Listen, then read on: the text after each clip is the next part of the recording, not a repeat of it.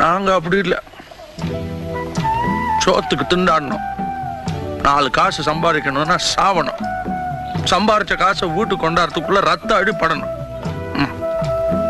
ஒரு நாளைக்காவது ராத்திரி வரல நாம உயிரோட இருப்போம் நம்பிக்கை உண்டா? இல்ல.